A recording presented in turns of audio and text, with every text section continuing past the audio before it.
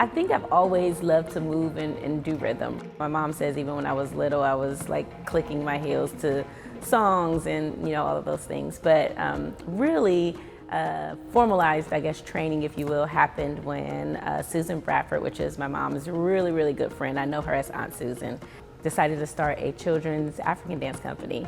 And she needed dancers, and it was like kind of that your friends help you out by sending their kids to your stuff. So it's like, go be in your aunt's dance troupe situation. And that's really how I really got started into African dance.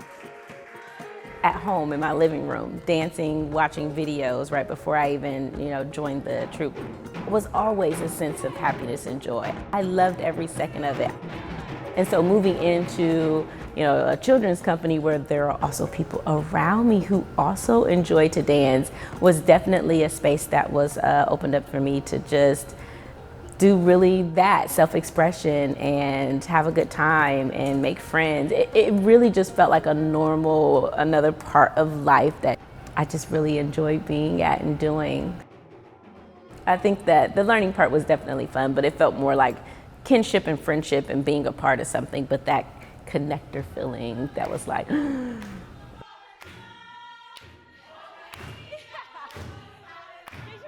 I think the performing was the key to me really knowing that I loved it, that I felt a different sense of confidence and excitement and all those things. I always grew up like shy and timid, and people are like, yeah, you're always so quiet. And then I get on stage and I just like explode. So traditionally in African dance, we wear what's called a lapa, and it ties around your skirt, so it would feel very similar to maybe putting on a tutu, seeing as how you have to wrap it right around. But it is traditionally worn, and so in Africa and a lot of the ethnic groups there, so we wear it as traditional dress for dance. And then it really could be very comfortable on the top, but bare feet are very important. In African dance specifically, for us, the way that we use that is it's a connector to the ground, to Mother Earth, right, to give back into us. And you can feel those vibrations, right? The drum is kind of pounding and it sits on the floor, and so it vibrates the floor, and those same vibrations kind of come right back up through your heels. And I think that's really awesome too. I think honestly that's what kind of fueled my passion for live music. I love dancing to live music. Chisan specifically does focus on traditional West African dance. That's what we go for, and it is to present and preserve the culture through music and dance.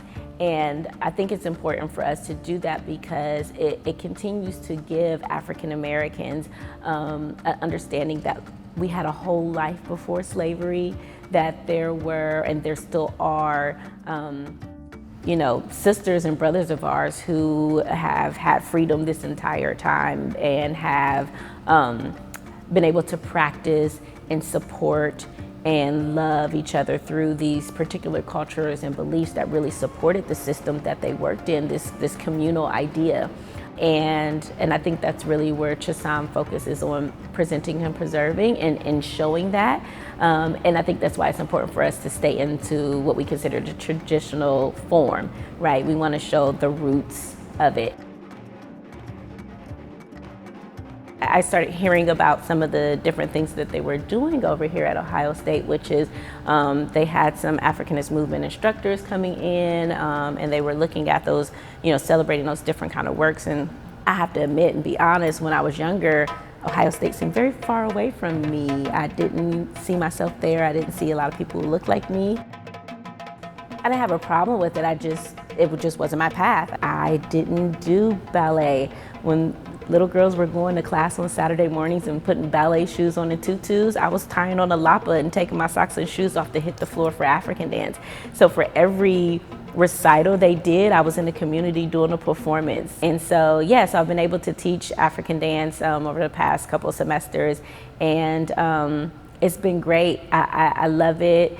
I've been able to kind of take what I've been doing in the community and really add the rigor and the study of it on another level and have the students immerse themselves in that sense. And that's also been really great for me because I've always just been working in the community. So it also gave me an opportunity to relook at how I, give information and instruction in this form, and what my duties are to really pass that on and make sure I give people a good foundation and information about African dance and how to really study African dance. And that part has been great. And so being a part of that movement has been awesome.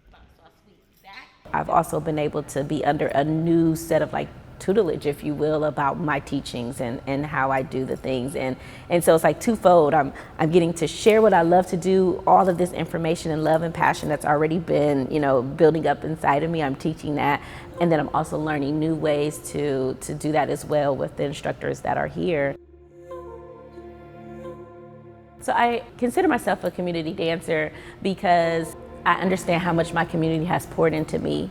And there's this really strong sense of responsibility and importance that I reciprocate that, and that I now give that back to the community. So as much as they've given me, I want to give right back to them, and to share my gift and passion in the sense that you really have this space, these people, these ideas, these beliefs and systems that we stick together, that we hold each other up, that we owe each other a sense of true humanity, is where I think kind of just lives in me. And the best way I can think about giving that back to those people and to these spaces is to pour it out in my dance and in my passion and what I do.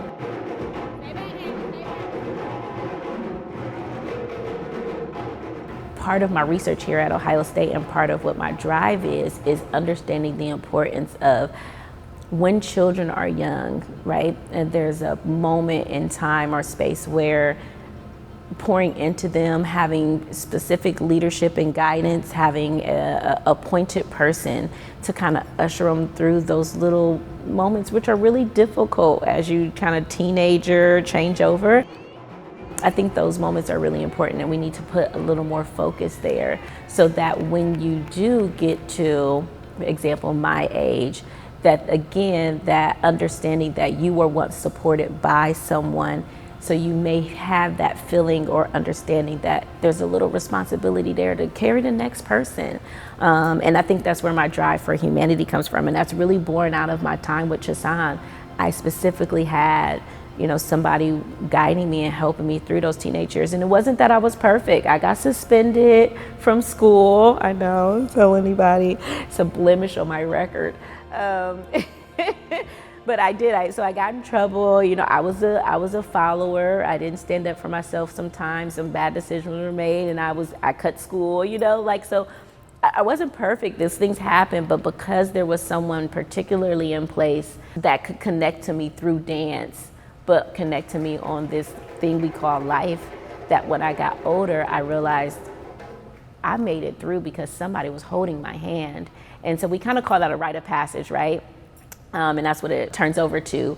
And that's where my study is. My study is about the rite of passage and the importance of rite of passage to assist and help adolescents really make that change from being a child into a young adult, right? And the difficulty of that, but understanding that if you give them that really good foundation and that really good, understanding of who they are and whom they belong to, and help that hand and that guiding hand to kind of pull them through, 9 times out of 10, you come out on the other end, you make some dumb decisions, but you look back and you say, okay, I know I made it because, right? And then that a lot of times will have that person, one, really want to be a contributing member to their community, to their society, but also feel the need to return and come back and do the same thing for the next person or for the next youth or the next child or whoever that is.